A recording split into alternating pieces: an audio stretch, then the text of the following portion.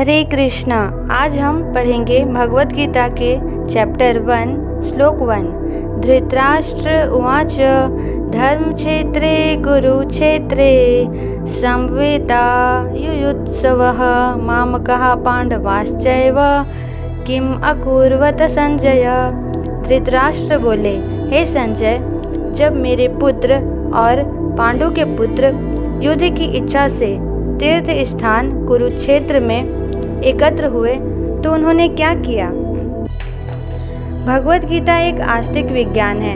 यह शास्त्र केवल तर्क या विचार नहीं सिखाता, बल्कि ईश्वर में आस्था के साथ जीवन का गूढ़ ज्ञान देता है। यह समझाता है कि हमारा यानी जीवात्मा का ईश्वर के साथ क्या संबंध है। जीवेर स्वरूप होय कृष्णेर नित्य दास। हमारा संबंध यही है कि हम कृष्ण के नित्य दास हैं और कृष्ण ही हमारे स्वामी है, हमें उनकी सेवा करनी है। गीता को पढ़ने का सही तरीका यही है कि हमें इसे ऐसे व्यक्ति से सीखना चाहिए जो स्वयं कृष्ण का भक्त हो। हमें इसे गुरु परंपरा में ही सीखना चाहिए। महाभारत के युद्ध के पहले धृतराष्ट्र, जो अंधे थे, ने संजय से पूछा कि कुरुक्षेत्र में क्या हो रहा है। उन्होंने कहा, हे संजय, मुझे बताओ कि युद्ध के मैदान में क्या हो रहा है। पांडव और कौरवों के बीच क्या होगा।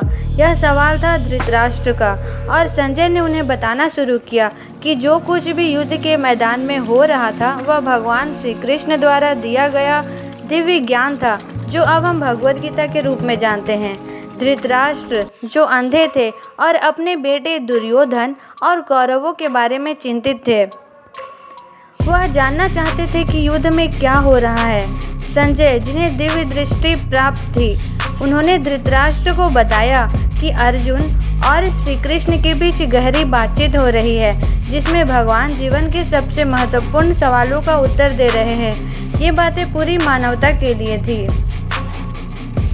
कुरुक्षेत्र एक पवित्र स्थान था और इस युद्ध से पहले अर्जुन को अपने जीवन का सबसे बड़ा सवाल पूछने का मौका मिला, मैं क्या करूं? भगवान ने उसे जीवन के सारे सवालों के जवाब दिए। यही ज्ञान सभी के लिए है जो जीवन में कंफ्यूज होते हैं या परेशान होते हैं। तो सारांश यह है, भगवत गीता को एक दर्शन के रूप में देखा जा सकता है, जो न केवल अर्जुन के लिए था बल्कि हम सब के लिए है। यह ज्ञान सर्वकालिक है और इसे भगवान श्री कृष्ण ने खुद दिया जब वह पृथ्वी पर थे। इसका संदेश यही है कि हमें जीवन में सही मार्ग पर चलने के लिए धर्म और सत्य को समझना चाहिए। धर्म क्षेत्रे कुरुक्षेत्रे। धर्म क्षेत्र का मतलब होता है वह स्थान जहाँ धर्म, यज्ञ, पूजा और तप किया जाता है। कुरुक्षेत्र, जहाँ महाभारत का युद्ध हुआ था, केवल युद्ध का मैदान नहीं था। कुरुक्षेत्र वह पवित्र भूमि थी जहाँ स्वर्ग के देवता भी पूजा करने आते थे, ऐसा वेदों में लिखा है। इसलिए उस जगह का वातावरण पुण्य और धर्म से भरा हुआ था। अर्जुन के साथ भगवान श्री कृष्ण स्वयं थे, उनके सारथी बनकर। इसलिए कुरुक्षेत्र केवल युद्ध भूमि नहीं थी, बल्कि वह एक ऐसा स्थान बन गया था जहां भगवान स्वयं धर्म की स्थापना करने आए थे। तो आखिर धृतराष्ट्र को डर क्यों लग रहा था? धृतराष्ट्र, जो अंधे थे और कौरवों के पिता, जानते थे कि उनका बेटा दुर्योधन और उसके साथी अधर्म के रास्ते पर है। उन्हें डर था कि पांडव, जो धर्मात्मा थे, कुरुक्षेत्र जैसी पवित्र भूमि में भगवान के साथ होने के कारण अधिक बलशाली बन जाएंगे। इसलिए वे बहुत चिंतित और संदेह में थे कि उनके बेटों का क्या होगा। महाभारत की शुरुआत इसी सवाल से होती है कि उन्होंने क्या किया। धर्म क्षेत्रे कुरुक्षेत्रे संवेतायुयुत्सवः मामकः पांडवाश्चैव किम अकुर्वत संजय। इसका मतलब, हे संजय, जब मेरे पुत्र और पांडव कुरुक्षेत्र में एकत्र हुए तो उन्होंने क्या किया। यह सवाल धृतराष्ट्र के डर और भीतर की बेचैनी को दर्शाता है। उन्हें पता था कि युद्ध होगा, लेकिन फिर भी वो पूछते हैं, क्या किया? क्यों? क्योंकि कहीं ना कहीं उनके दिल में ये डर था कि शायद मेरे पुत्र पीछे हट जाए, हार जाए, या भगवान की कृपा पांडवों को ही मिले। संजय कौन थे और उन्होंने यह सब कैसे देखा? संजय वेद व्यास जी के शिष्य थे। व्यास जी ने उन्हें एक दिव्य दृष्टि दी थी। इससे वे कहीं भी बैठे बैठे दूर की बातें देख और सुन सकते थे। इसलिए संजय महल में रहते हुए भी युद्ध के मैदान में जो हो रहा था वो सब देख और बता सकते थे। तो कुरुक्षेत्र एक युद्ध भूमि थी, एक पवित्र भूमि थी।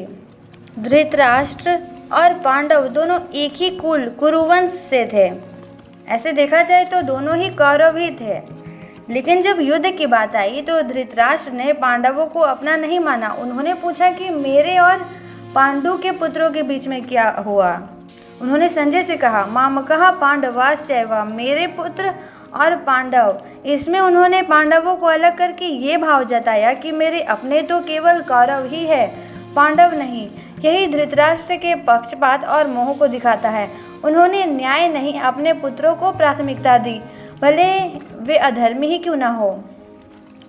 यहाँ से हमें ये समझ आता है कि धृतराष्ट्र अंधे केवल शरीर से नहीं थे बल्कि न्याय की दृष्टि से भी अंधे थे।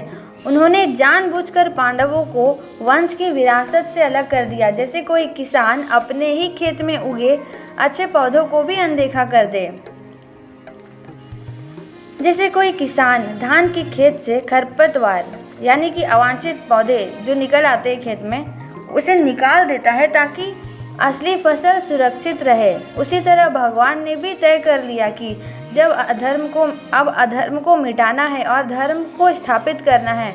इसमें दुर्योधन जैसे अधर्मी कौरव वो अवांछित पौधे थे और युधिष्ठिर जैसे धर्मात्मा पांडव वो सच्ची फसल थे जिन्हें स्थापित करना था। धर्म क्षेत्रे यानी जहाँ धर्म का पक्ष विजयी होगा, यानी कि यह पहले से निश्चय हो चुका था कि विजय पांडवों की ही होनी है, क्योंकि जिस भूमि में युद्ध किया जाना था वो एक पवित्र भूमि थी। इसलिए पांडवों का विजय निश्चय था।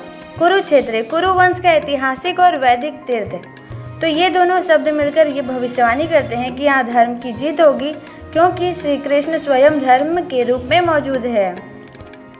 धृतराष्ट्र ने अपने मोहवश पांडवों को पराया माना, लेकिन भगवान श्री कृष्ण ने पांडव के धर्म, सत्य और विनय को पहचाना। इसलिए कुरुक्षेत्र जैसे पवित्र स्थल में भगवान ने अधर्म रूपी पौधों, दुर्योधन आदि को नष्ट किया और धर्म को स्थापित किया।